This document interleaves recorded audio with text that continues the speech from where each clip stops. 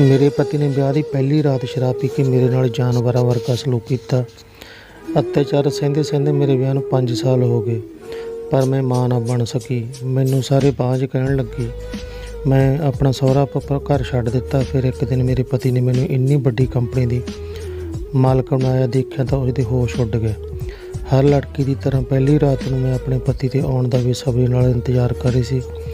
ਰਾਤ ਦੇ 12 ਵੱਜ ਗਏ, ਪਰ ਮੇਰੇ ਪਤੀ ਦੀ ਕੋਈ ਖਬਰ ਨਹੀਂ ਸੀ। ਇੰਤਜ਼ਾਰ ਕਰਦੇ ਕਰਦੇ 1 ਵੱਜ ਗਿਆ, ਉਹਨਾਂ ਦੀ ਹਾਲੇ ਤੱਕ ਕੋਈ ਖਬਰ ਨਹੀਂ ਸੀ। ਫਿਰ 2 ਵਜੇ ਕਮਰੇ ਦਾ ਦਰਵਾਜ਼ਾ ਖੁੱਲ੍ਹਿਆ ਅਤੇ ਮੇਰੇ ਪਤੀ ਕਮਰੇ ਦੇ ਅੰਦਰ ਆਏ ਤਾਂ ਉਹ ਆਪਣੇ ਪੈਰਾਂ 'ਤੇ ਖੜ੍ਹੇ ਹੀ ਨਹੀਂ ਹੋ ਸਕਦੇ ਸੀ। ਡਿੱਗਦੇ ਡਿੱਗਦੇ ਬਿਸਤਰੇ 'ਤੇ ਪਹੁੰਚੇ। ਜਦੋਂ ਹੀ ਮੈਂ ਉਹਨਾਂ ਨੂੰ ਸਹਾਰਾ ਦਿੱਤਾ ਤਾਂ ਉਹਨਾਂ ਨੇ ਮੈਨੂੰ ਧੱਕਾ ਦੇ ਦਿੱਤਾ ਅਤੇ ਕਿਹਾ, ਸਾਲੀ ਤੂੰ ਮੇਰੀ ਜ਼ਿੰਦਗੀ ਮੇਰੇ ਤੋਂ ਖੋਹ ਲਈ, ਮੇਰਾ ਪਿਆਰ ਮੇਰੇ ਤੋਂ ਦੂਰ ਕਰ ਦਿੱਤਾ। ਇਹਦੀ ਸਜ਼ਾ ਤੈਨੂੰ ਮੈਂ ਦੇ ਕੇ ਹੀ ਰਹੂੰਗਾ। ਉਹਨਾਂ ਨੇ ਮੈਨੂੰ ਜਾਨਵਰਾਂ ਦੀ ਤਰ੍ਹਾਂ ਨੋਚਿਆ। ਪੂਰੀ ਰਾਤ ਮੈਂ ਰੋਂਦੀ ਰਹੀ, ਭੀਖ ਮੰਗਦੀ ਰਹੀ, ਪਰ ਉਹਨਾਂ ਉੱਤੇ ਕੋਈ ਜਾਨਵਰਾਂ ਸਵਾਰ ਹੋ ਗਿਆ ਸੀ। ਸੁਬਾਹ 5 ਵਜੇ ਮੈਨੂੰ ਹੋਸ਼ ਆਇਆ ਤਾਂ ਨਾ ਜਾਣੇ ਕਦੋਂ ਤੱਕ ਇਹ ਜਾਨਵਰ ਮੈਨੂੰ ਨੋਚਦਾ ਰਿਹਾ। ਮੈਨੂੰ ਹੀ ਪਤਾ ਹੀ ਨਹੀਂ ਲੱਗਿਆ। ਜਦੋਂ ਮੇਰੀ ਅੱਖ ਖੁੱਲ੍ਹੀ ਤਾਂ ਮੇਰੀ ਅੱਖਾਂ ਵਿੱਚੋਂ ਹੰਝੂ ਨਹੀਂ ਰੁਕ ਰਹੇ ਸਨ। ਜੋ ਸੁਪਨੇ ਮੈਂ ਲੈ ਕੇ ਆਈ ਸੀ ਉਹ ਸਾਰੇ ਸੁਪਨੇ ਸੁਹਾਗ ਦੀ ਸਹੀ ਤੇ ਚਾਰੇ ਪਾਸੇ ਪਾਟੇ ਹੋਏ ਕੱਪੜਿਆਂ ਦੇ ਨਾਲ ਰਾਖ ਹੋ ਚੁੱਕੇ ਸੀ। ਪਰ ਹੁਣ ਮੇਰਾ ਫਟਿਆ ਹੋਇਆ ਨਸੀਬ ਕੀ ਕਰ ਸਕਦਾ ਸੀ? ਜੋ ਵੀ ਸੀ ਮੈਨੂੰ ਹੀ ਸਹੀ ਕਰਨਾ ਸੀ। ਸਵੇਰੇ 6 ਵਜੇ ਮੇਰੀ ਸੱਸ ਨੇ ਮੈਨੂੰ ਆਵਾਜ਼ ਲਗਾਈ, ਬਹੂ ਉੱਠ ਜਾ, ਬਾਹਰ ਆ ਜਾ। ਮੈਂ ਵੀ ਆਪਣੇ ਹੰਝੂ ਪੂੰਝੇ ਅਤੇ ਫਿਰ ਨਹਾ ਕੇ ਬਾਹਰ ਆ ਗਈ ਅਤੇ ਚਾਹ ਬਣਾ ਕੇ ਆਪਣੇ ਪਤੀ ਨੂੰ ਦੇਣ ਕਮਰੇ ਵਿੱਚ ਗਈ। ਉਹ ਹਾਲੇ ਤੱਕ ਸੌਂ ਰਿਹਾ ਸੀ।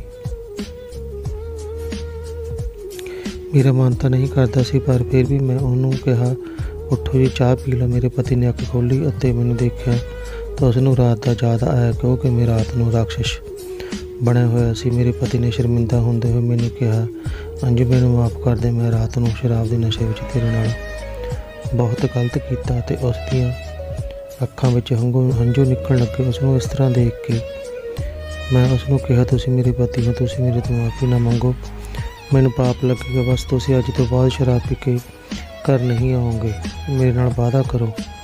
ਉਹਨਾਂ ਨੇ ਵੀ ਵਾਅਦਾ ਕੀਤਾ, ਅੱਜ ਤੋਂ ਬਾਅਦ ਮੈਂ ਸ਼ਰਾਬ ਨੂੰ ਹੱਥ ਵੀ ਨਹੀਂ ਲਾਊਂਗਾ। ਅਤੇ ਫਿਰ ਚਾਹ ਪੀ ਕੇ ਤਿਆਰ ਹੋ ਕੇ ਕੰਮ 'ਤੇ ਚਲੇ ਗਏ। ਮੈਂ ਵੀ ਖੁਸ਼ ਸੀ। ਜੋ ਦਰਦ ਲਿਖਿਆ ਸੀ ਕਿਸਮਤ ਵਿੱਚ ਉਹ ਤਾਂ ਮਿਲਣਾ ਹੀ ਸੀ, ਪਰ ਸ਼ਾਇਦ ਹੁਣ ਸਭ ਕੁਝ ਸਹੀ ਹੋ ਜਾਵੇਗਾ। ਮੈਂ ਪੂਰਾ ਦਿਨ ਖੁਸ਼ ਸੀ। ਘਰ ਪੂਰਾ ਭਰਿਆ ਹੋਇਆ ਸੀ।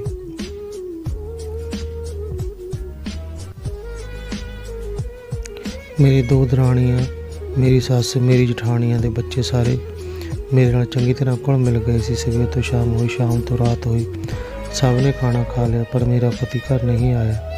ਮੈਂ ਉਹਨਾਂ ਦਾ ਖਾਣਾ ਲੈ ਕੇ ਆਪਣੇ ਰੂਮ ਵਿੱਚ ਚਲੀ ਗਈ। ਮੈਂ ਬਹੁਤ ਖੁਸ਼ ਸੀ ਕਿ ਅੱਜ ਰਾਤ ਮੇਰਾ ਪਤੀ ਮੈਨੂੰ ਚੰਗੀ ਤਰ੍ਹਾਂ ਪਿਆਰ ਕਰੇਗਾ ਅਤੇ ਮੈਂ ਕੱਲ੍ਹ ਦੇ ਗਹਿਰੇ ਜ਼ਖਮਾਂ ਨੂੰ ਭੁੱਲ ਸਕਾਂਗੀ।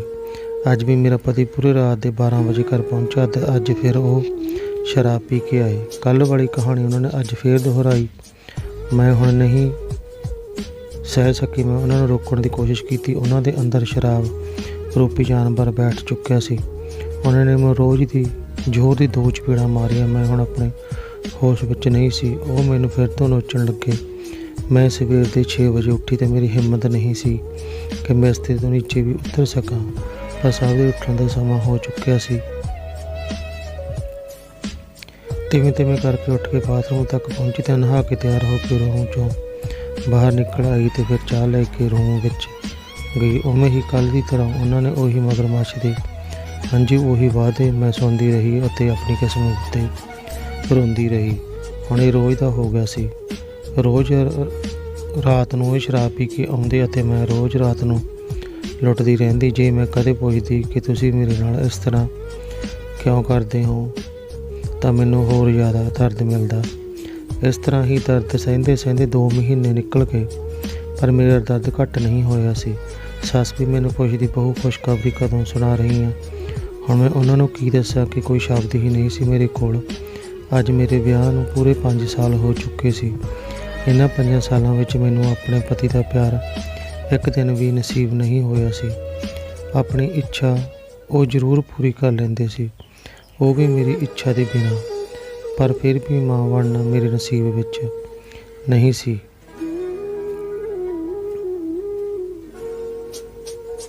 ਮੈਂ ਆਪਣਾ ਦਰਦ ਵੀ ਕਿਸੇ ਨੂੰ ਨਹੀਂ ਦੱਸ ਸਕਦੀ ਸੀ, ਕਿਉਂਕਿ ਮਾਂ ਪਿਤਾ ਜੀ ਤਾਂ ਬਚਪਨ ਵਿੱਚ ਹੀ ਗੁਜ਼ਰ ਗਏ ਸੀ ਅਤੇ ਇੱਕ ਚਾਚਾ ਚਾਚੀ ਸੀ ਤਾਂ ਉਹਨਾਂ ਨੇ ਮੈਨੂੰ ਪੈਸੇ ਦੇ ਲਾਲਚ ਵਿੱਚ ਇਹਨਾਂ ਕਸਾਈਆਂ ਦੇ ਕੋਲ ਵੇਚ ਦਿੱਤਾ ਸੀ। ਹੁਣ ਮੇਰਾ ਇੱਕ ਨਾਮ ਹੋਰ ਪੈ ਗਿਆ ਸੀ, ਬਾਂਝ। ਇੱਕ ਖੂਬਸੂਰਤ ਨਾਮ ਅੰਜੂ ਦੇ ਹੁੰਦੇ ਹੋਏ ਵੀ ਹੁਣ ਸਭ ਉਸ ਨੂੰ ਦੇ ਨਾਮ ਨੂੰ ਭੁੱਲ ਚੁੱਕੇ ਸੀ, ਤੇ ਚਾਹੇ ਮੇਰੇ ਨਾਲ ਜਠਾਣੀਆਂ ਹੋਣ ਜਾਂ ਸੱਸ, ਸਭ ਦੀ ਮੂੰਹੋਂ ਇੱਕੋ ਹੀ ਨਾਮ ਸੀ, ਬਾਂਝ।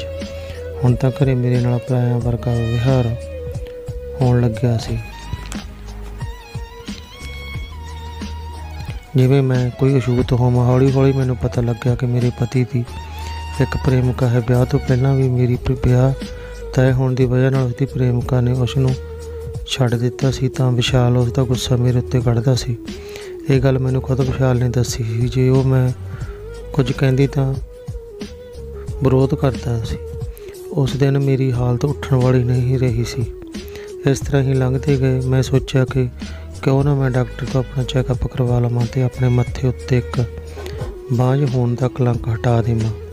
ਇਸ ਲਈ ਮੈਂ ਇੱਕ ਦਿਨ ਇੱਕ ਲੇਡੀ ਡਾਕਟਰ ਨੂੰ ਮਿਲੀ ਅਤੇ ਉਸਨੇ ਮੇਰਾ ਚੈੱਕ ਕਰਨ ਤੋਂ ਬਾਅਦ ਕਿਹਾ ਕਿ ਅੰਜੂ, ਤੇਰੇ ਵਿੱਚ ਕੋਈ ਕਮੀ ਨਹੀਂ, ਇੱਕ ਵਾਰ ਆਪਣੇ ਪਤੀ ਦਾ ਚੈੱਕਅਪ ਕਰਵਾ ਲਓ। ਜਦੋਂ ਮੈਂ ਇਸ ਗੱਲ ਬਾਰੇ ਆਪਣੇ ਪਤੀ ਨੂੰ ਦੱਸੀ ਤਾਂ ਉਹ ਫਿਰ ਤੋਂ ਸ਼ਾਂਤੀ ਮੇਰੀ ਤਾਂ ਆ ਗਈ। ਉਸ ਦਿਨ ਮੈਂ ਪਹਿਲੀ ਵਾਰ ਅਸਲੀ ਦਰਦ ਕੀ ਹੁੰਦਾ ਇਹ ਜਾਣਿਆ ਸੀ। ਉਹਨਾਂ ਨੇ ਮੈਨੂੰ ਆਪਣੇ ਬੈਲਟਾਂ ਨਾਲ ਮਾਰ ਕੇ ਮੇਰੇ ਜ਼ਖਮ ਬਣਾ ਦਿੱਤੇ। ਮੈਂ ਚੀਖਦੀ ਰਹੀ, ਚਲਾਉਂਦੀ ਰਹੀ, ਪਰ ਕੋਈ ਵੀ ਮੈਨੂੰ ਬਚਾਉਣ ਦੇ ਲਈ ਨਹੀਂ ਆਇਆ। ਇਹਨਾਂ ਨਾਲ ਸਹਿਣ ਵਾਲਾ ਦਰਦ ਹੋ ਰਿਹਾ ਸੀ ਕਿ ਮੇਰੀਆਂ ਅੱਖਾਂ ਵਿੱਚ ਹੰਝੂ ਖੁਦ ਬਾਹਰ ਆ ਰਹੇ ਸੀ। ਮੈਂ ਉੱਥੇ ਹੀ ਠੰਡੀ ਫਰਸ਼ 'ਤੇ ਸੌਂ ਗਈ। ਸਵੇਰੇ ਮੇਰੀ ਅੱਖ ਸੱਸ ਦੇ ਤਾਨੇ ਨਾਲ ਖੁੱਲ੍ਹੀ। ਉਹ ਮਹਾਰਾਣੀ, ਸੁੱਤੀ ਹੀ ਰਹੇਗੀ ਜਾਂ ਕੋਈ ਕੰਮ ਵੀ ਕਰੇਗੀ? ਕਿੱਥੇ ਮੇਰੇ ਬੇਟੇ ਦੇ ਕਰਮਾਂ ਵਿੱਚ ਧਰੀ ਪਈ ਸੀ। ਮੈਂ ਹਿੰਮਤ ਕਰਕੇ ਉੱਠੀ ਤੇ ਘਰ ਦੇ ਕੰਮਾਂ ਵਿੱਚ ਲੱਗ ਗਈ, ਪਰ ਕਿਸੇ ਨੇ ਵੀ ਮੈਨੂੰ ਰਾਤ ਦੇ ਬਾਰੇ ਨਹੀਂ ਪੁੱਛਿਆ ਸੀ। ਇੱਕ ਵਾਰ ਮੇਰੀ ਵੱਡੀ ਜਠਾਣੀ ਦੀ ਮਾਂ ਸਾਡੇ ਘਰ ਆਈ ਤਾਂ ਉਹਨਾਂ ਨੇ ਵੀ ਮੇਰੀ ਸੱਸ ਦੇ ਕੰਨ ਭਰਨੇ ਸ਼ੁਰੂ ਕਰ ਦਿੱਤੇ।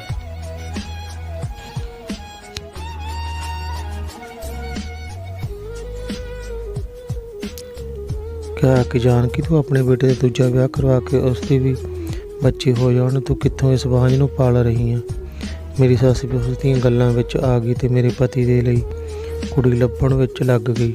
ਮੈਂ ਵੀ ਸਮਝ ਲਿਆ ਸੀ ਕਿ ਮੈਂ ਜਦੋਂ ਮੇਰੇ ਜੀਵਨ ਦੇ ਵਿੱਚ ਕੁਝ ਬਚਿਆ ਹੀ ਨਹੀਂ ਤਾਂ ਮੈਂ ਕਿਉਂ ਇਹ ਦਰਦ ਸਹਿਣ ਕਰਾਂ। ਮੈਂ ਫੈਸਲਾ ਕੀਤਾ ਕਿ ਮੈਨੂੰ ਤਲਾਕ ਲੈ ਲੈਣਾ ਚਾਹੀਦਾ। ਮੈਂ ਡਰ ਨੂੰ ਪਿੱਛੇ ਛੱਡ ਕੇ ਆਪਣੇ ਤਲਾਕ ਦਾ ਫੈਸਲਾ ਕਰ ਲਿਆ। ਇਤਫਾਕ ਦੇ ਨਾਲ ਉਸ ਰਾਤ ਫਿਰ ਤੋਂ ਮੇਰਾ ਪਤੀ ਸ਼ਰਾਬ ਪੀ ਕੇ ਆਇਆ ਤਾਂ ਮੈਂ ਬਿਸਤਰੇ 'ਤੇ ਪਈ ਸੀ, ਤੇ ਆਉਂਦੇ ਹੀ ਉਹਨੇ ਮੇਰੀ ਕਮਰ 'ਤੇ ਲੱਤ ਮਾਰ ਕੇ ਮੈਨੂੰ ਹੇਠਾਂ ਸੁੱਟ ਦਿੱਤਾ ਅਤੇ ਗਾਲਾਂ ਦਿੰਦੇ ਹੋਏ ਬੋਲਿਆ ਕਿ ਮੈਂ ਆਇਆ ਹਾਂ, ਤੂੰ ਸੁੱਤੀ ਪਈ ਆ, ਜਾ ਕੇ ਖਾਣਾ ਲੈ ਕੇ ਆ। ਮੈਨੂੰ ਭੁੱਖ ਲੱਗੀ ਆ। ਮੈਂ ਰਸੋਈ ਵਿੱਚ ਘਰ ਵਿੱਚ ਗਈ ਅਤੇ ਖਾਣਾ ਗਰਮ ਕਰਕੇ ਲੈ ਆਈ। ਖਾਣਾ ਤਾਂ ਅੱਜ ਮੈਂ ਵੀ ਨਹੀਂ ਖਾਧਾ ਸੀ ਅਤੇ 2 ਥਾਲੀਆਂ ਵਿੱਚ ਖਾਣਾ ਲਿਆ ਕੇ ਮੈਂ ਬਿਸਤਰੇ 'ਤੇ ਰੱਖ ਕੇ ਬੈਠ ਗਈ। ਮੈਂ ਖਾਣਾ ਖਾਣ ਹੀ ਲੱਗੀ ਸੀ ਤਾਂ ਉਸਨੇ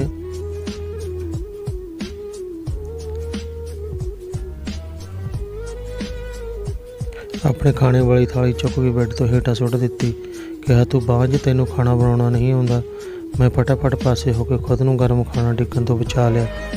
ਮੈਂ ਹਿੰਮਤ ਕਰਕੇ ਕਿਹਾ, ਮੈਂ ਬਾਂਝ ਨਹੀਂ ਹਾਂ। ਸ਼ਰਾਬ ਪੀ ਕੇ ਤੁਸੀਂ ਆਪਣੇ ਆਪ ਨੂੰ ਕਮਜ਼ੋਰ ਕਰ ਲਿਆ ਹੈ ਅਤੇ ਤੁਸੀਂ ਮੈਨੂੰ ਦੋਸ਼ ਦੇ ਰਹੇ ਹੋ। ਮੈਂ ਬਾਂਝ ਹਾਂ। ਉਹ ਉੱਠੇ ਅਤੇ ਮੇਰੇ ਮਾਰਨ ਦੀ ਕੋਸ਼ਿਸ਼ ਕਰਨ ਲੱਗੇ ਤਾਂ ਮੈਂ ਉਹਨਾਂ ਦਾ ਹੱਥ ਫੜ ਲਿਆ, ਉਸ ਨੂੰ ਧੱਕਾ ਦੇ ਕੇ ਫਰਸ਼ 'ਤੇ ਸੁੱਟ ਦਿੱਤਾ। ਉਹ ਸ਼ਰਾਬ ਦੀ ਨਸ਼ੇ ਵਿੱਚ ਫਰਸ਼ 'ਤੇ ਉੱਠ ਕੇ ਰੌਲਾ ਪਾਉਂਦੇ ਹੋਏ ਕਹਿਣ ਲੱਗੇ, ਅੱਜ ਮੈਂ ਤੈਨੂੰ ਘਰੋਂ ਕੱਢ ਦੇਵਾਂਗਾ। ਮੈਂ ਵੀ ਪਲਟ ਕੇ ਜਵਾਬ ਦਿੱਤਾ ਕਿ ਤੇਰੇ ਵਰਗੇ ਜਾਨਵਰ ਦੇ ਨਾਲ ਰਹੇਗਾ ਵੀ ਕੌਣ? ਬਸ ਫਿਰ ਕੀ ਸੀ। ਉਹਨਾਂ ਨੇ ਕਮਰੇ ਦਾ ਦਰਵਾਜ਼ਾ ਖੋਲ੍ਹਿਆ ਅਤੇ ਸਾਹਮਣੇ ਸਭ ਤਮਾਸ਼ਾ ਦੇਖਣ ਵਾਲੇ ਖੜ੍ਹੇ ਸੀ। ਮੈਂ ਵੀ ਗੁੱਸੇ ਵਿੱਚ ਸੀ। ਅੱਜ ਪਤਾ ਨਹੀਂ ਕਿੱਥੋਂ ਇੰਨੀ ਹਿੰਮਤ ਆ ਗਈ ਸੀ। ਅੱਜ ਸਾਰਾ ਗੁੱਸਾ ਹੀ ਕੱਢ ਦੇਣਾ ਚਾਹੁੰਦੀ ਸੀ। ਮੈਂ ਦੇਖਿਆ ਕਮਰੇ ਦੇ ਬਾਹਰ ਮੇਰੀ ਸੱਸ, ਮੇਰੀਆਂ ਦੋਨੋਂ ਜਠਾਣੀਆਂ ਅਤੇ ਜੇਠ ਖੜ੍ਹੇ ਸੀ। ਮੈਨੂੰ ਦੇਖਦੀ ਕਿਹਾ, ਆ ਗਏ ਤਮਾਸ਼ਾ ਦੇਖਣ ਦੇ ਲਈ? ਸ਼ਰਮ ਨਹੀਂ ਆਉਂਦੀ ਆਪਣੇ ਨਪੁੰਸਕ ਬੇਟੇ ਦੀ ਕਮੀ ਨੂੰ ਛੁਪਾਉਣ ਦੇ ਲਈ ਮੇਰੇ ਉੱਤੇ ਦੋਸ਼ ਲਾ ਰਹੇ ਹੋ? ਹੁਣ ਕਿਸੇ ਹੋਰ ਮਾਸੂਮ ਲੜਕੀ ਦੀ ਬਲੀ ਦੇਣ ਦੀ ਸੋਚ ਰਹੇ ਹੋ? ਆਪਣੇ ਬੇਟੇ ਦਾ ਦੂਜਾ ਵਿਆਹ ਕਰਨ ਤੋਂ ਪਹਿਲਾਂ ਉਸ ਦਾ ਚੰਗੀ ਤਰ੍ਹਾਂ ਇਲਾਜ ਕਰਵਾਓ, ਫਿਰ ਜਾ ਕੇ ਕਿਸੇ ਮਾਸੂਮ ਲੜਕੀ ਨੂੰ ਫਸਾਉਣਾ। ਇੰਨਾ ਸੁਣਦੇ ਹੀ ਮੇਰੀ ਸੱਸ ਨੇ ਕਿਹਾ, ਵਿਸ਼ਾਲ ਦੇਖ ਕੀ ਕਹਿ ਰਹੀ ਹੈ, ਕੱਢ ਇਸ ਨੂੰ ਹੁਣੇ ਹੀ ਘਰੋਂ। ਮੈਂ ਵੀ ਕਹਿ ਦਿੱਤਾ, ਮੈਂ ਵੀ ਨਹੀਂ ਰਹਿਣਾ ਇਸ ਘਰ ਵਿੱਚ, ਮੈਂ ਖੁਦ ਹੀ ਚਲੀ ਜਾਂਦੀ ਹਾਂ। ਮੈਂ ਰਾਤ ਦੇ 11 ਵਜੇ ਹੀ ਘਰੋਂ निकल गई। ना कोई बैग ना कोई समान, खाली ਅਤੇ खाली जेब। पता नहीं कित्थे जाना ते की करना। बस मैनू ਹੁਣ ਇਸ ਜੇਲ੍ਹ ਵਿੱਚੋਂ ਆਜ਼ਾਦੀ ਚਾਹੀਦੀ ਸੀ। ਮੈਨੂੰ ਕੋਈ ਹੋਸ਼ ਨਹੀਂ ਸੀ। ਮੈਂ ਬਸ ਤੁਰਦੀ ਜਾ ਰਹੀ ਸੀ। ਕਿੱਥੇ ਜਾਣਾ ਕੀ ਕਰਨਾ ਕੁਝ ਨਹੀਂ ਪਤਾ ਸੀ। ਮੈਂ ਤਾਂ ਅੱਜ ਖਾਣਾ ਵੀ ਨਹੀਂ ਖਾਧਾ ਸੀ ਤੇ ਭੁੱਖ ਦੇ ਮਾਰੇ ਚੱਕਰ ਵੀ ਆ ਰਹੇ ਸੀ। ਇੱਕ ਕਾਰ ਮੇਰੇ ਸਾਹਮਣੇ ਆ ਕੇ ਰੁਕ ਗਈ। ਇਹ ਲੜਕੀ ਮਰਨਾ ਹੈ, ਤੈਨੂੰ ਇਸ ਤਰ੍ਹਾਂ ਸੜਕ ਦੇ ਵਿੱਚ ਚੱਲ ਰਹੀ ਹਾਂ। ਕਾਰ ਦਾ ਡਰਾਈਵਰ ਚੀਕ ਕੇ ਬੋਲਿਆ। ਮੈਂ ਜਦੋਂ ਸਾਹਮਣੇ ਰੁਕੀ ਕਾਰ ਨੂੰ ਦੇਖਿਆ ਤਾਂ ਕਾਰ ਦੀ ਰੋਸ਼ਨੀ ਜਿਵੇਂ ਹੀ ਮੇਰੀ ਅੱਖਾਂ ਵਿੱਚ ਪਈ, ਮੈਂ ਉੱਥੇ ਡਿੱਗ ਪਈ ਤੇ ਬੇਹੋਸ਼ ਹੋ ਗਈ।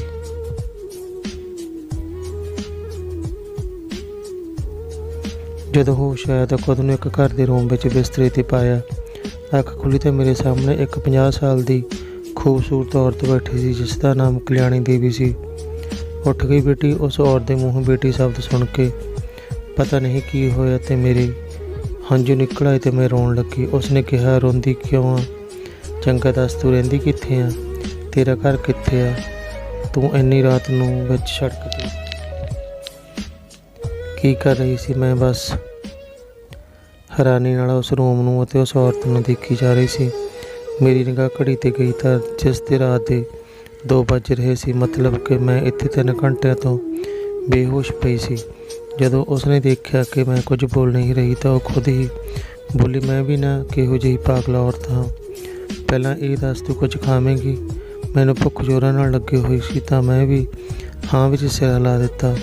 ਉਹ ਬਾਹਰ ਨਿਕਲੀ ਤੇ 5 ਮਿੰਟ ਬਾਅਦ ਫਿਰ ਰੂਮ ਦੇ ਅੰਦਰ ਆ ਗਈ। ਉਸ ਦੇ ਹੱਥ ਵਿੱਚ ਇੱਕ ਪਲੇਟ ਵਿੱਚ ਕੁਝ ਨਮਕੀਨ ਅਤੇ ਬਿਸਕੁਟ ਸੀ। ਅੰਦਰ ਆਉਂਦੇ ਹੀ ਬੋਲੀ, ਇੰਨੀ ਰਾਤ ਹੋ ਗਈ ਹੈ, ਖਾਣਾ ਤਾਂ ਕੁਝ ਬਚਿਆ ਨਹੀਂ, ਇਹੀ ਖਾ ਲੈ। ਮੈਂ ਜਲਦੀ ਨਾਲ ਉਹ ਪੂਰੀ ਪਲੇਟ ਖ਼ਤਮ ਕਰ ਦਿੱਤੀ। ਜਦੋਂ ਖਾਣਾ ਖ਼ਤਮ ਕਰਕੇ ਮੈਂ ਉੱਪਰ ਦੇਖਿਆ ਤਾਂ ਉਹ ਔਰਤ ਮੈਨੂੰ ਹੀ ਦੇਖੀ ਜਾ ਰਹੀ ਸੀ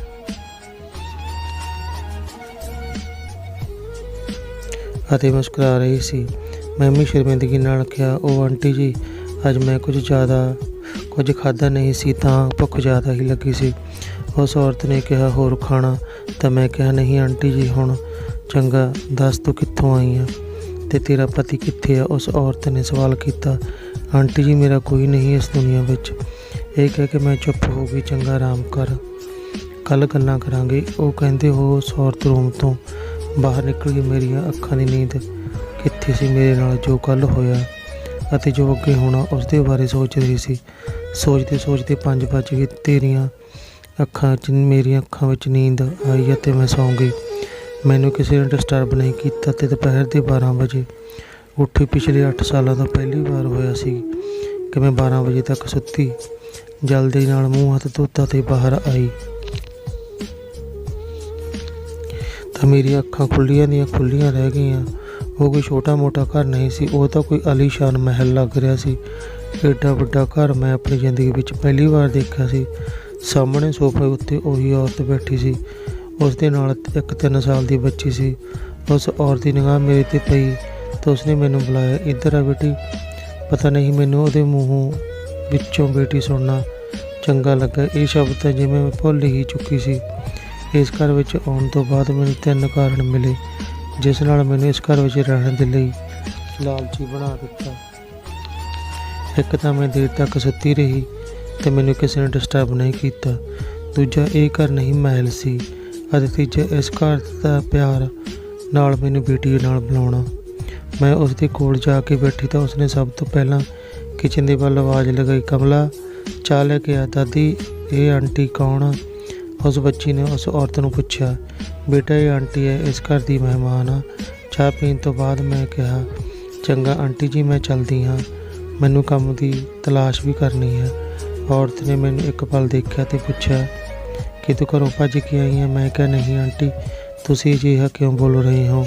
ਉਸਨੇ ਮੇਰੇ ਉੱਤੇ ਬੈਲਟ ਦੇ ਨਿਸ਼ਾਨ ਦੇਖਿਆ ਤੇ ਪੁੱਛਿਆ, ਫਿਰ ਜ਼ਖਮਾਂ ਦੇ ਨਿਸ਼ਾਨ ਕਿਉਂ ਪਏ ਹਨ? ਮੈਂ ਉਹਦੀ ਗੱਲ ਵਿੱਚੋਂ ਹੀ ਕੱਢਦੇ ਹੋਏ ਪੁੱਛਿਆ ਕਿ ਇਸ ਬੱਚੀ ਦੀ ਮਾਂ ਕਿੱਥੇ ਆ? ਤਾਂ ਉਸ ਔਰਤ ਨੇ ਕਿਹਾ ਕਿ ਇਹ ਬੱਚੀ ਦੀ ਮਾਂ ਨੂੰ 2 ਸਾਲ ਹੋ ਗਏ ਹਨ ਗੁਜ਼ਰੇ ਹੋਏ।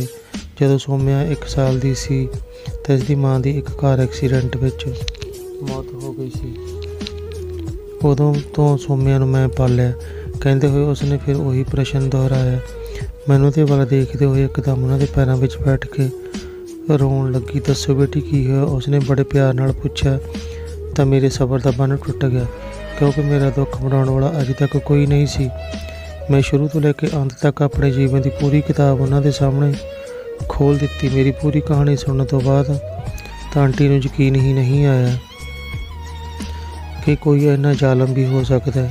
ਮੇਰੀ ਗੱਲ ਖਤਮ ਹੁੰਦੀ ਮੈਂ ਕਿਹਾ, ਹੁਣ ਮੈਨੂੰ ਜਾਣਾ ਹੀ ਚਾਹੀਦਾ ਆਂਟੀ ਜੀ। ਉਸ ਔਰਤ ਨੇ ਮੈਨੂੰ ਪਿਆਰ ਨਾਲ ਬਿਠਾਇਆ ਅਤੇ ਕਿਹਾ, ਦੇਖੋ ਬੇਟੀ, ਕੀ ਤੂੰ ਸੋਮਿਆਂ ਦੀ ਦੇਖਭਾਲ ਕਰ ਸਕਦੀ ਹਾਂ? ਰੱਬ ਵੀ ਕਿਹੋ ਜਿਹੇ ਜ਼ੁਲਮ ਕਰਦਾ। ਇਸ ਮਾਸੂਮ ਉਮਿਆਂ ਦਾ ਪਿਆਰ ਹੀ ਨਹੀਂ ਨਸੀਬ ਹੋਇਆ। ਮੈਂ ਵੀ ਤੁਰੰਤ ਆਪਣਾ ਸਿਰ ਹਾਂ ਵਿੱਚ ਹਿਲਾ ਦਿੱਤਾ, ਕਿਉਂਕਿ ਮੇਰੇ ਅੰਦਰ ਤਾਂ ਵੈਸੇ ਵੀ ਲਾਲਚ ਆ ਗਿਆ ਸੀ ਇਸ ਘਰ ਵਿੱਚ ਰਹਿਣ ਦਾ। ਠੀਕ ਆ ਆਂਟੀ ਜੀ, ਮੈਂ ਅੱਜ ਤੋਂ ਸੋਮਿਆਂ ਦਾ ਪੂਰਾ ਧਿਆਨ ਰੱਖਾਂਗੀ। ਮੈਂ ਸੋਮਿਆਂ ਨੂੰ ਚੁੱਕਿਆ ਤਾਂ ਉਸਦੇ ਖਾਣੇ ਪੀਣੇ ਦਾ ਸਾਰਾ ਸਮਾਨ ਰੱਖਣ ਲੱਗੀ। ਰਾਤ ਨੂੰ ਉਸਨੂੰ ਸਵਾ ਦਿੱਤਾ ਅਤੇ ਅਗਲੇ ਸਵੇਰ ਮੈਂ 6 ਵਜੇ ਉੱਠੀ। ਨਹਾ ਧੋ ਕੇ ਕਮਰੇ ਵਿੱਚੋਂ ਬਾਹਰ ਆਈ ਤਾਂ ਸਾਰਾ ਘਰ ਖਾਲੀ ਸੀ। ਮੈਂ ਰਸੋਈ ਵਿੱਚ ਗਈ ਅਤੇ ਸਮਾਨ ਲੱਭਣ ਲੱਗੀ। ਮੈਂ ਆਪਣੇ ਲਈ ਚਾਹ ਬਣਾ ਰਹੀ ਸੀ। ਬਾਹਰੋਂ ਆਵਾਜ਼ ਆਈ, ਕਮਲਾ ਕਾਕੀ, ਮੇਰੇ ਲਈ ਵੀ ਚਾਹ ਬਣਾ ਕੇ। ਬਹੁਤ ਥੱਕ ਗਿਆ ਹਾਂ। ਤਾਂ ਮੈਂ ਮੁੜ ਕੇ ਦੇਖਿਆ, ਬਾਹਰ 30-32 ਸਾਲ ਦਾ ਲੰਬਾ ਚੌੜਾ ਆਦਮੀ ਕਾਲੇ ਰੰਗ ਦਾ ਸ਼ਰਟ ਅਤੇ ਕਾਲੇ ਰੰਗ ਦੀ ਪੈਂਟ ਪਾਈ ਸੋਫੇ ਕੋਲ ਖੜ੍ਹਾ ਸੀ। ਮੈਂ ਜੋ ਚਾਹ ਬਣਾਈ ਸੀ ਜਾ ਕੇ ਉਸਨੂੰ ਫੜਾ ਦਿੱਤੀ। ਉਹ ਆਦਮੀ ਮੈਨੂੰ ਇੱਕਦਮ ਘੂਰੀ ਜਾ ਰਿਹਾ ਸੀ। ਤੂੰ ਕੌਣ ਹੈ ਅਤੇ ਕਮਲਾ ਕਾਕੀ ਕਿੱਥੇ ਹੈ? ਮੈਂ ਡਰ ਗਈ। ਇੱਕ ਤਾਂ ਇੰਨੀ ਸਵੇਰੇ ਸਵੇਰੇ ਇਸ ਘਰ ਦੇ ਅੰਦਰ ਆਇਆ ਅਤੇ ਫਿਰ ਉਸਦੇ ਇੱਕ ਸਵਾਲ। ਮੈਂ ਹਿੰਮਤ ਦੇ ਨਾਲ ਕਿਹਾ, ਮੈਂ ਸੋਮਿਆਂ ਦੀ ਦੇਖਭਾਲ ਕਰਨ ਲਈ ਇੱਥੇ ਆਈ ਹਾਂ, ਪਰ ਤੁਸੀਂ ਕੌਣ? ਮੇਰੇ ਹੀ ਘਰ ਵਿੱਚ ਖੜੀ ਹੋ ਕੇ ਮੈਨੂੰ ਹੀ ਸਵਾਲ। ਇੰਨੀ ਹਿੰਮਤ ਹੋ ਗਈ ਤੇਰੀ? ਮੈਂ ਤੇਰੀ ਸੋਮਿਆਂ ਦਾ ਪਾਪਾ ਹਾਂ। ਮੈਂ ਹੈਰਾਨੀ ਨਾਲ ਕਿਹਾ ਕਿ ਮੈਨੂੰ ਕੀ ਪਤਾ ਸੀ ਤੁਸੀਂ ਸੋਮਿਆਂ ਦੇ ਪਾਪਾ ਹੋ। ਮੈਂ ਤਾਂ ਇੱਥੇ ਕੱਲ੍ਹ ਹੀ ਆਈ ਹਾਂ। ਇੰਨੀ ਸਵੇਰੇ ਸਵੇਰੇ ਕੋਈ ਇਸ ਤਰ੍ਹਾਂ ਘਰ ਵਿੱਚ ਆਵੇਗਾ ਤਾਂ ਪੁੱਛਣਾ ਤਾਂ ਬਣਦਾ। ਠੀਕ ਹੈ, ਇਹ ਦੱਸ ਕਿੱਥੋਂ ਆਈ ਹਾਂ? ਪਹਿਲਾਂ ਕਦੇ ਬੱਚੇ ਪਾਲੇ ਹਨ? ਤੂੰ ਮੈਂ ਨਾ ਵਿੱਚ ਜਵਾਬ ਦਿੱਤਾ ਤਾਂ ਉਸਨੂੰ ਗੁੱਸਾ ਆਇਆ ਗਿਆ। ਉਸਨੇ ਰੱਖਿਆ ਤੈਨੂੰ? ਮੈਂ ਵੀ ਡਰਦੀ ਡਰਦੀ ਨੇ ਕਿਹਾ। ਉਸ ਆਂਟੀ ਨੇ, ਇਹ ਮਾਂ ਵੀ ਨਾ ਬਿਲਕੁਲ ਪਾਗਲ ਹੋ ਗਈ ਹੈ। ਮੈਂ ਉਦਾਸ ਹੋ ਕੇ ਉੱਥੇ ਚੁੱਪਚਾਪ ਖੜੀ ਸੀ। ਤਾਂ ਫਿਰ ਉਸਨੂੰ ਗੁੱਸੇ ਵਿੱਚ ਕਿਹਾ, ਤੂੰ ਹੁਣ ਮੇਰੇ ਸਿਰ 'ਤੇ ਖੜੀ ਰਹੇਗੀ ਜਾਂ ਜਾ ਕੇ ਕੰਮ ਕਰ ਲਾ। ਮੈਂ ਚੁੱਪ ਕਰਕੇ ਸੋਮਿਆਂ ਦੇ ਰੂਮ ਵਿੱਚ ਚਲੀ ਗਈ ਅਤੇ ਉਸਨੂੰ ਤਿਆਰ ਕਰਕੇ ਹੇਠਾਂ ਲੈ ਆਈ। ਮੇਰੇ ਚਿਹਰੇ 'ਤੇ ਉਦਾਸੀ ਦੇਖ ਕੇ ਆਂਟੀ ਨੇ ਪੁੱਛਿਆ ਕਿ ਕੀ ਹੋਇਆ? ਤਾਂ ਮੈਂ ਉਸਨੂੰ ਸਵੇਰ ਦੀ ਵਾਲੀ ਸਾਰੀ ਗੱਲ ਦੱਸ ਦਿੱਤੀ, ਜਿਸ ਨੂੰ ਸੁਣ ਕੇ ਆਂਟੀ ਨੇ ਕਿਹਾ, ਮੇਰਾ ਬੇਟਾ ਰਾਧਿਕਾ ਦੇ ਜਾਣ ਤੋਂ ਬਾਅਦ ਥੋੜ੍ਹਾ ਚਿੜਚਿੜਾ ਹੋ ਗਿਆ ਹੈ। ਕੋਈ ਇਸਦੇ ਚਿਹਰੇ ਦੀ ਮੁਸਕਾਨ ਵਾਪਸ ਲਿਆ ਦੇਵੇ ਤਾਂ ਮੇਰੇ ਕਲੇਜੇ ਵਿੱਚ ਠੰਡਕ ਪੈ ਜਾਵੇਗੀ। ਬਹੁਤ ਉਦਾਸ ਰਹਿੰਦਾ ਮੇਰਾ ਬੱਚਾ। ਮੈਂ ਸਾਰਾ ਦਿਨ ਉਸ ਦੇ ਬਾਰੇ ਸੋਚਦੀ ਰਹੀ। ਸੋਮਿਆ ਵੀ ਮੇਰਾ ਉਦਾਸ ਚਿਹਰਾ ਦੇਖ ਕੇ ਪੁੱਛਣ ਲੱਗੀ, ਕੀ ਹੋਇਆ ਆਂਟੀ? ਤਾਂ ਮੈਂ ਉਸਨੂੰ ਕੁਝ ਨਾ ਕਿਹਾ, ਪਰ ਕੋਲ ਬੈਠੀ ਉਸਦੀ ਦਾਦੀ ਨੇ ਕਿਹਾ, ਤੇਰੇ ਪਾਪਾ ਨੇ ਤੇਰੀ ਆਂਟੀ ਨੂੰ ਘੂਰਿਆ ਹੈ ਸਵੇਰੇ। ਰਾਤ ਹੋਈ ਤਾਂ ਸੋਮਿਆਂ ਦੇ ਪਾਪਾ ਘਰ ਆਏ ਤਾਂ ਸੋਮਿਆ ਮੇਰੀ ਗੋਦੀ ਵਿੱਚ ਬੈਠੀ ਸੀ। ਆਉਂਦੇ ਹੀ ਉਹਨਾਂ ਨੇ ਸੋਮਿਆ ਨੂੰ ਬੁਲਾਇਆ, ਮੇਰਾ ਬੱਚਾ ਆਇਆ ਪਾਪਾ ਕੋਲ। ਸੋਮਿਆ ਨੇ ਆਪਣੇ ਪਾਪਾ ਨੂੰ ਦੇਖਦੇ ਹੀ ਕਿਹਾ, ਤੁਸੀਂ ਗੰਦੇ ਹੋ, ਆਂਟੀ ਨੂੰ ਅੱਜ ਕਿਉਂ ਡਾਂਟਿਆ? ਕਹਿੰਦੇ ਹੋਏ ਸੋਮਿਆ ਮੇਰੇ ਵੱਲ ਹੋ ਕੇ ਬੈਠ ਗਈ। ਮੈਂ ਉਸਨੂੰ ਸਮਝਾਇਆ ਕਿ ਬੇਟਾ, ਇਹ ਤੇਰੇ ਪਾਪਾ ਹਨ, ਪਾਪਾ ਨੂੰ ਕਦੇ ਵੀ ਅਜਿਹਾ ਨਹੀਂ ਬੋਲਦੇ, ਗੰਦੀ ਗੱਲ ਹੁੰਦੀ ਹੈ।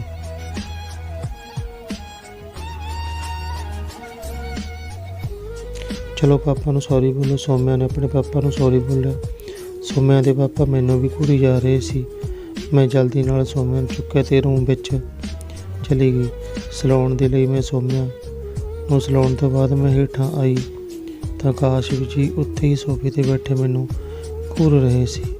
ਉਹਨਾਂ ਨੇ ਮੈਨੂੰ ਬੁਲਾਇਆ ਅਤੇ ਕਿਹਾ, ਮਤਲਬ ਹੁਣ ਮੇਰੀ ਬੱਚੀ ਨੂੰ ਮੇਰੇ ਖਿਲਾਫ ਕਰਕੇ ਮੈਨੂੰ ਮੇਰੀ ਬੱਚੀ ਤੋਂ ਅਲੱਗ ਕਰਨਾ ਚਾਹੁੰਦੀ ਆ?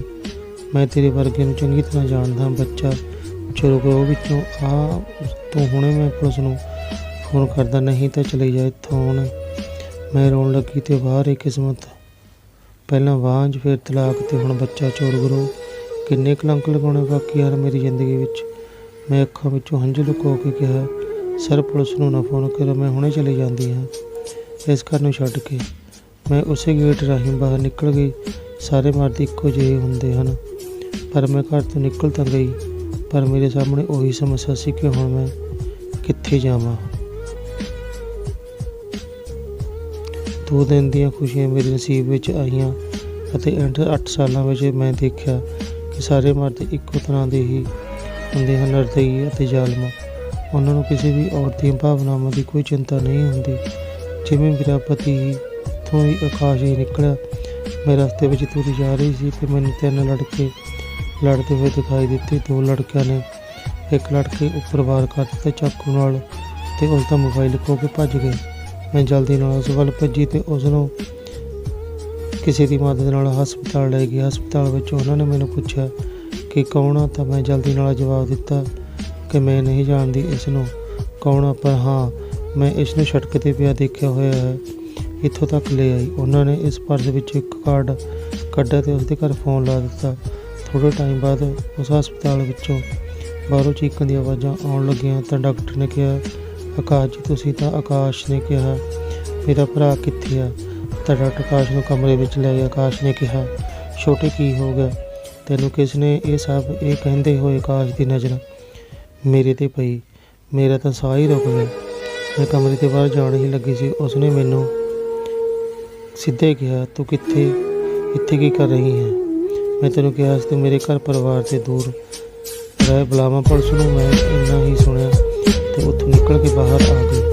ਹੁਣ ਮੈਂ ਬਾਹਰ ਹਸਪਤਾਲ ਦੇ ਬਣੇ ਉਸ ਸ਼ੈੱਡ ਵਿੱਚ ਬੈਂਚ 'ਤੇ ਬੈਠ ਕੇ ਰਾਤ ਦੇ 4 ਵੱਜ ਚੁੱਕੇ ਸੀ। ਮੈਨੂੰ ਕੁਝ ਨਹੀਂ ਸੁੱਝਿਆ। ਮੈਂ 2 ਘੰਟੇ ਹਸਪਤਾਲ ਦੇ ਬਾਹਰ ਸਾਈਡ 'ਤੇ ਇੱਕ ਬੈਂਚ 'ਤੇ ਹੀ ਰੁਕਣ ਦਾ ਵਿਚਾਰ ਕੀਤਾ।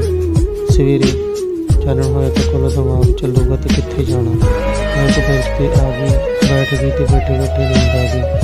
ਹਸਪਤਾਲ ਦੇ ਅੰਦਰ ਜਦੋਂ ਉਸ ਡਾਕਟਰ ਉਸ ਕਮਰੇ ਵਿੱਚ ਗਈ ਤਾਂ ਉਹਨਾਂ ਨੇ ਪੁੱਛਿਆ ਕਿ ਮਿਸਟਰ ਆਕਾਸ਼, ਉਹ ਲੜਕੀ ਕਿੱਥੇ ਹੈ ਜੋ ਇਸ ਨੂੰ ਇੱਥੇ ਲੈ ਕੇ ਆਈ ਸੀ? ਉਹ ਲੜਕੀ ਮੇਰੇ ਭਰਾ ਨੂੰ ਇੱਥੇ ਲੈ ਕੇ ਆਈ ਸੀ, ਡਾਕਟਰ ਆਕਾਸ਼ ਨੂੰ ਝੌਂਕਦੇ ਹੋਏ ਕਿਹਾ।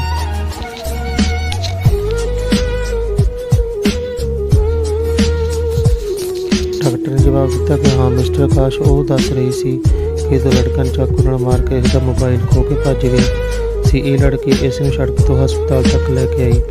ਪਤਾ ਨਹੀਂ ਕਿੱਧਰ ਚਲੀ ਗਈ ਬਿਨਾਂ ਕੁਝ ਦੱਸੇ। ਇੰਨੀ ਰਾਤ ਨੂੰ ਰਾਤ ਦੇ 4 ਵੱਜ ਚੁੱਕੇ ਸੀ। ਆਕਾਸ਼ ਹਸਪਤਾਲ ਵਿੱਚੋਂ ਬਾਹਰ ਆਇਆ ਅਤੇ ਗੱਡੀ ਲੈ ਕੇ ਜਾਣ ਲੱਗਾ ਤਾਂ ਉਸਦੀ ਨਿਗਾਹ ਮੇਰੇ 'ਤੇ ਪੈ ਗਈ। ਉਹ ਮੇਰੇ ਕੋਲ ਆ ਕੇ ਕਹਿਣ ਲੱਗਾ, ਇਹ ਲੜਕੀ। ਸੁਣ ਮੈਂ ਆਵਾਜ਼ ਸੁਣ ਕੇ ਤੁਰੰਤ ਜਾਗ ਪਈ। ਦੇਖਿਆ ਤਾਂ ਸਾਹਮਣੇ ਆਕਾਸ਼ ਖੜਾ ਸੀ। ਮੈਂ ਹੜਬੜਾਉਂਦੇ ਹੋਏ ਆਕਾਸ਼ ਨੂੰ ਕਿਹਾ, ਪੁਲਿਸ ਨੂੰ ਨਾ ਬੁਲਾਇਆ, ਮੈਂ ਸਵੇਰ ਹੁੰਦੇ ਹੀ ਇੱਥੋਂ ਚਲੀ ਜਾਵਾਂਗੀ। ਆਕਾਸ਼ ਨੇ ਮੈਨੂੰ ਹਸਪਤਾਲ ਦੇ ਅੰਦਰ ਬੁਲਾਇਆ ਅਤੇ ਸਿਰਫ ਇੰਨਾ ਹੀ ਕਿਹਾ ਕਿ ਜੋ ਕੁਝ ਵੀ ਹੋਇਆ ਉਸ ਦੇ ਲਈ ਸੌਰੀ। ਮੈਂ ਗੁੱਸੇ ਵਿੱਚ ਕੁਝ ਜ਼ਿਆਦਾ ਹੀ ਬੋਲ ਗਿਆ।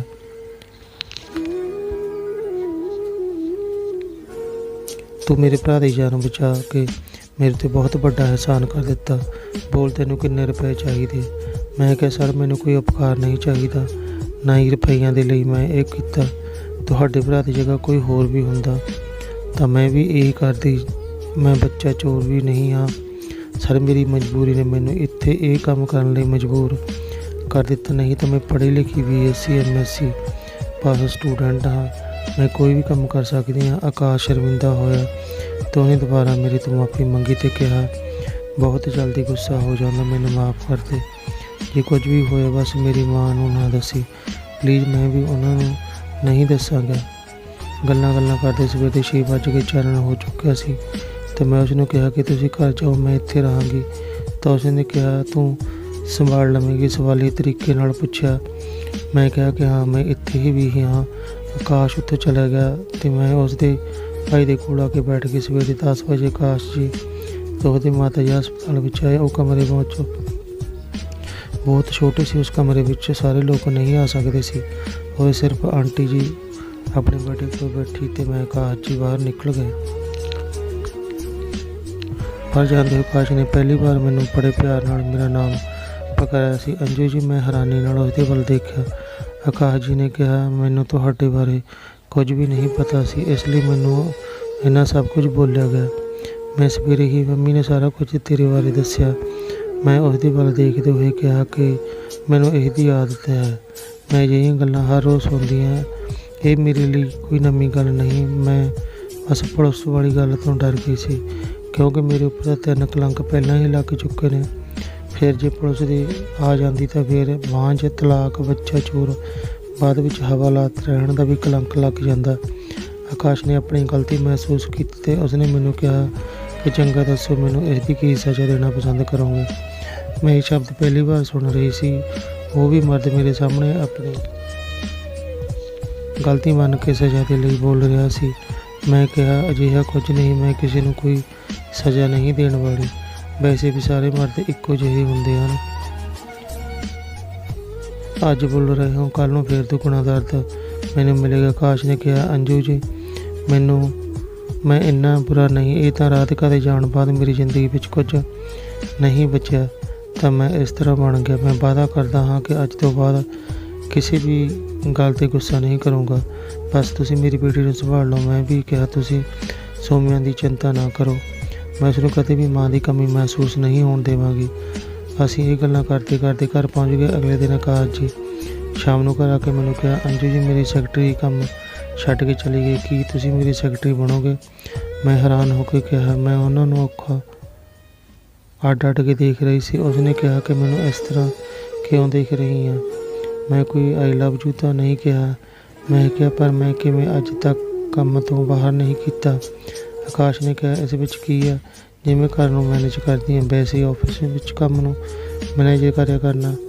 ਅਤੇ ਮੈਨੂੰ ਪੂਰਾ ਭਰੋਸਾ ਸੀ ਕਿ ਮੇਰੀ ਸੈਕਟਰੀ ਬਣ ਕੇ ਚੰਗੀ ਤਰ੍ਹਾਂ ਕੰਮ ਕਰਦੀ। ਮੈਂ ਵੀ ਹਿੰਮਤ ਕਰਕੇ ਹਾਂ ਬੋਲਤੀ ਅਤੇ ਕੱਲ੍ਹ ਮੈਂ ਆਫਿਸ ਜਾਵਾਂਗੀ ਇਹ ਕਹਿ ਦਿੱਤਾ। ਅਗਲੇ ਦਿਨ ਮੈਂ ਜਲਦੀ ਹੀ ਉੱਠ ਕੇ ਅਤੇ ਪਹਿਲੀ ਵਾਰ ਜ਼ਿੰਦਗੀ ਵਿੱਚ ਮੰਦਰ ਗਈ, ਕਿਉਂਕਿ ਮੇਰਾ ਰੱਬ 'ਤੇ ਵਿਸ਼ਵਾਸ ਉੱਠ ਚੁੱਕਿਆ ਸੀ। ਅੱਜ ਪਹਿਲੀ ਵਾਰ ਕਮਲਾ ਕਾਕੀ ਨੇ ਮੈਨੂੰ ਚਾਹ ਪਿਆਈ ਅਤੇ ਮੈਂ ਤਿਆਰ ਹੋ ਕੇ ਬੈਠ ਗਈ। ਉੱਪਰ ਆਕਾਸ਼ ਜੀ ਆਏ ਅਤੇ ਨਾਸ਼ਤਾ ਕਰਨ ਤੋਂ ਬਾਅਦ ਉਹਨਾਂ ਨੇ ਪੁੱਛਿਆ, ਰੈਡੀ ਹੋ ਅੰਜੂ ਜੀ? ਮੈਂ ਵੀ ਹਾਂ ਵਿੱਚ ਸਹਿਰਾ ਦਿੱਤਾ ਅਤੇ ਅਸੀਂ ਦੋਵੇਂ ਨਿਕਲ ਗਏ ਆਫਿਸ ਦੇ ਲਈ। ਇਹ ਮੇਰਾ ਦੂਜਾ ਐਕਸਪੀਰੀਅੰਸ ਸੀ ਆਕਾਸ਼ ਜੀ ਦੇ ਨਾਲ। ਪਹਿਲਾਂ ਤਾਂ ਜ਼ਿੰਦਗੀ ਵਿੱਚ ਪਹਿਲੀ ਵਾਰ ਮੈਂ ਘੁੰਮਣ ਗਈ ਸੀ ਅਤੇ ਦੂਜਾ ਜ਼ਿੰਦਗੀ ਵਿੱਚ ਪਹਿਲੀ ਵਾਰ ਮੈਂ ਕਿਸੇ ਆਫਿਸ ਵਿੱਚ ਨਵੀਂ ਦੁਨੀਆ ਦੇਖੀ ਸੀ। ਮੈਂ ਆਕਾਸ਼ ਜੀ ਦੇ ਨਾਲ ਕੈਬਨ ਦੇ ਵਿੱਚ ਅੰਦਰ ਗਈ ਤਾਂ ਆਕਾਸ਼ ਜੀ ਦੇ ਨਾਲ ਕਈ ਹੋਰ ਲੜਕੀਆਂ ਸੀ। ਆਕਾਸ਼ ਜੀ ਨੇ ਕਿਹਾ, ਪ੍ਰਾਚੀ ਇਸ ਨੂੰ ਇਸ ਦਾ ਕੰਮ ਸਮਝਾ ਦਿਓ।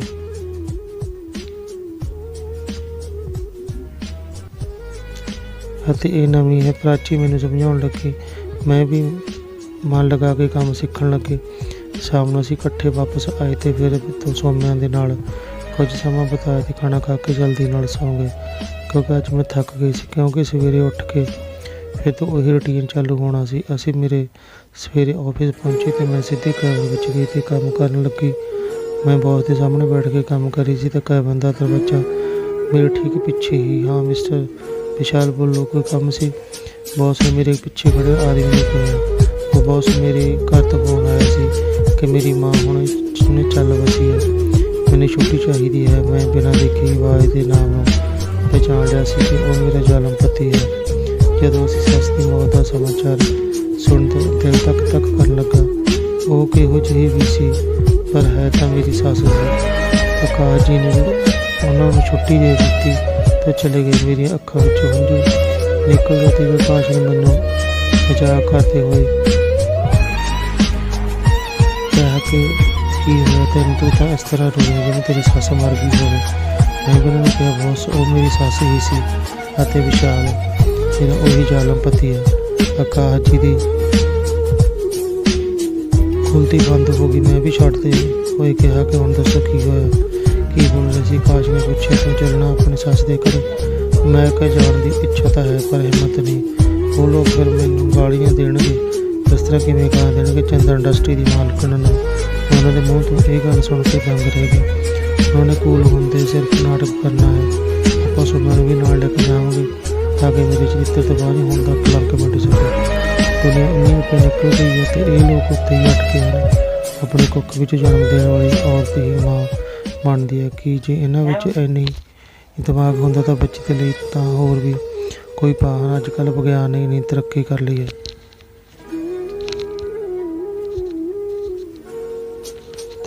ਮੈਂ ਉਹਨਾਂ ਦੀ ਗੱਲ ਸੁਣ ਕੇ ਰੋਣ ਲੱਗੀ। ਉਹਨਾਂ ਨੇ ਫਿਰ ਪੁੱਛਿਆ ਕਿ ਕੀ ਹੋਇਆ? ਸੋਮਿਆ ਤੇਰੀ ਬੇਟੀ ਨਹੀਂ? ਮੈਂ ਕਿਹਾ, ਆਕਾਸ਼ ਜੀ ਸੋਮਿਆ ਮੇਰੀ ਬੇਟੀ ਹੈ ਅਤੇ ਮੈਂ ਉਸਦੀ ਮਾਂ। ਅੱਜ ਤੋਂ ਮੈਂ ਆਵਾਜ਼ ਨਹੀਂ। ਫਿਰ ਅਸੀਂ ਦੋਨੋਂ ਆਫਿਸ ਤੋਂ ਨਿਕਲੇ ਅਤੇ ਘਰ ਪਹੁੰਚੇ। ਸੋਮਿਆ ਨੂੰ ਲੈ ਕੇ ਅਸੀਂ ਦੋਨੇ ਮੇਰੇ ਸਹੁਰੇ ਪਹੁੰਚੇ। ਰਸਤੇ ਵਿੱਚ ਹੀ ਆਕਾਸ਼ ਜੀ ਨੇ ਸੋਮਿਆ ਨੂੰ ਦੱਸ ਦਿੱਤਾ ਸੀ ਕਿ ਬੇਟਾ ਹੁਣ ਤੂੰ ਆਂਟੀ ਨਹੀਂ ਮੰਮੀ ਬੋਲਣਾ। ਸੋਮਿਆ ਵੀ ਛੋਟੀ ਜਿਹੀ ਉਮਰ ਵਿੱਚ ਹੀ ਸਮਝਦਾਰ ਹੋ ਗਈ ਸੀ। ਅਸੀਂ ਜਿਵੇਂ ਹੀ ਸਹੁਰੇ ਘਰ ਪਹੁੰਚੇ ਸਭ ਦਾ ਰੋਣਾ ਧੋਣਾ ਚਾਲੂ ਸੀ। ਮੈਂ ਤਾਂ ਪੂਰੀ ਤਰ੍ਹਾਂ ਤਿਆਰ ਹੋ ਕੇ ਗਈ ਸੀ ਕਿਉਂਕਿ ਮੈਨੂੰ ਉਹਨਾਂ ਦੇ ਘਰ ਵਿੱਚ ਮਾਤਮ ਤੋਂ ਕੋਈ ਮਤਲਬ ਨਹੀਂ ਸੀ। मैं तो उन्होंने अपनी दौलत ਅਤੇ ਆਪਣੀ ਬੇਟੀ ਨੂੰ ਦਿਖਾਉਣਾ ਸੀ। ਮੇਰੇ ਅੰਦਰ ਜਾਂਦੇ ਹੀ ਸਭ ਦੀ ਨਜ਼ਰ ਸਾਡੇ ਉੱਪਰ ਹੀ ਸੀ। ਮੇਰੇ ਪਤੀ ਮੈਨੂੰ ਦੇਖਦੇ ਹੀ ਝਟ ਗਏ, ਤੂੰ ਉੱਥੇ ਕੀ ਕਰਨ ਆਈ ਆ? ਤੈਨੂੰ ਤਾਂ ਮੈਂ ਘਰ ਤੋਂ ਕੱਢ ਦਿੱਤਾ ਸੀ। ਪਿੱਛੋਂ ਆਵਾਜ਼ ਆਈ, ਅਸੀਂ ਚਲੇ ਜਾਂਦੇ ਹਾਂ। ਮੇਰੇ ਪਤੀ ਇੱਕਦਮ ਘਬਰਾ ਗਏ, ਬੌਸ ਤੁਸੀਂ ਹਾਂ? ਮੇਰੇ ਕੰਮ ਵਿੱਚ ਸ਼ਾਮਲ ਹੋਣ ਲਈ ਆਏ ਸੀ, ਤੂੰ ਸਾਨੂੰ ਦਰਵਾਜ਼ੇ ਤੋਂ ਹੀ ਭਜਾ ਰਿਹਾ? ਮੇਰੇ ਪਤੀ ਨੇ ਘਬਰਾਉਂਦੇ ਹੋਏ ਕਿਹਾ, ਨਹੀਂ ਸਰ, ਤੁਹਾਨੂੰ ਨਹੀਂ, ਉਹ ਤਾਂ ਮੈਂ ਇਹਨਾਂ ਨੂੰ ਬੋਲ ਰਿਹਾ ਸੀ। ਉਦੋਂ ਹੀ ਸੌਮਿਆ ਦੀ ਆਵਾਜ਼ ਆਈ, ਮੰਮੀ ਇਹ ਅੰਕਲ ਕੌਣ ਆ ਜੋ ਇੰਨਾ ਉੱਚੀ ਬੋਲ ਰਹੇ ਆ? ਮੈਂ ਸੌਮਿਆ ਨੂੰ ਜਵਾਬ ਦਿੱਤਾ ਕਿ ਬੇਟਾ ਇਹ ਅੰਕਲ ਇੱਕ ਰਾਕਸ਼ਸ ਹੈ। ਮੇਰਾ ਕਹਿਣ 'ਤੇ ਹੀ ਵਿਸ਼ਾਲ ਸੌਮਿਆ ਵੱਲ ਆਉਣ ਲੱਗਿਆ। ਮੈਂ ਆਪਣੀ ਆਵਾਜ਼ ਨੂੰ ਤੇਜ਼ ਕਰਦੇ ਹੋਏ ਕਿਹਾ, ਹੁਣ ਮਿਸਟਰ ਵਿਸ਼ਾਲ, ਇਹ ਮੇਰੀ ਬੇਟੀ ਤੁਸੀਂ ਹੀ ਦੇਖ ਲਓ, ਮੈਂ ਬਾਂਝ ਨਹੀਂ। ਜਿਸ ਔਰਤ ਨੂੰ ਤੂੰ ਆਪਣੀ ਜੁੱਤੀ ਸਮਝਦਾ ਸੀ ਉਹ ਇੰਨੀ ਵੱਡੀ ਕੰਪਨੀ ਦੀ ਮਾਲਕ ਹੈ। ਵਿਸ਼ਾਲ ਦੇ ਸਾਹ ਸੁੱਕ ਗਏ। ਉਹ ਮੇਰੇ ਵੱਲ ਅੱਖਾਂ ਅੱਡ ਕੇ ਵੇਖਣ ਲੱਗਿਆ। ਮੇਰੇ ਜੇਠ ਅਤੇ ਜਠਾਣੀਆਂ ਦਾ ਵੀ ਇਹੀ ਹਾਲ ਸੀ। ਕਿਸੇ ਦੇ ਮੂੰਹ ਵਿੱਚ ਇੱਕ ਸ਼ਬਦ ਵੀ ਨਹੀਂ ਸੀ ਨਿਕਲਿਆ। ਸਭ ਦੇ ਹਿਸਾਬ ਕਿਤਾਬ ਹੱਕਾ ਬੱਕਾ ਰਹਿ ਗਿਆ। ਕਾਜ ਹੀ ਸਾਨੂੰ ਮਾਂ ਬੇਟੀ ਨੂੰ ਲੈ ਕੇ ਘਰ ਆ ਕੇ ਮੈਂ ਆਂਟੀ ਨੂੰ ਸਭ ਕੁਝ ਦੱਸਿਆ ਅਤੇ ਆਂਟੀ ਕਹਿਣ ਲੱਗੀ, ਤੁਸੀਂ ਚੰਗਾ ਕੀਤਾ ਉੱਥੇ ਚਲੇ ਗਏ। ਮੈਨੂੰ ਉਸ ਦਿਨ ਲੱਗਿਆ ਕਿ ਸਾਰੇ ਮਰਦ ਇੱਕੋ ਜਿਹੇ ਨਹੀਂ ਹੁੰਦੇ।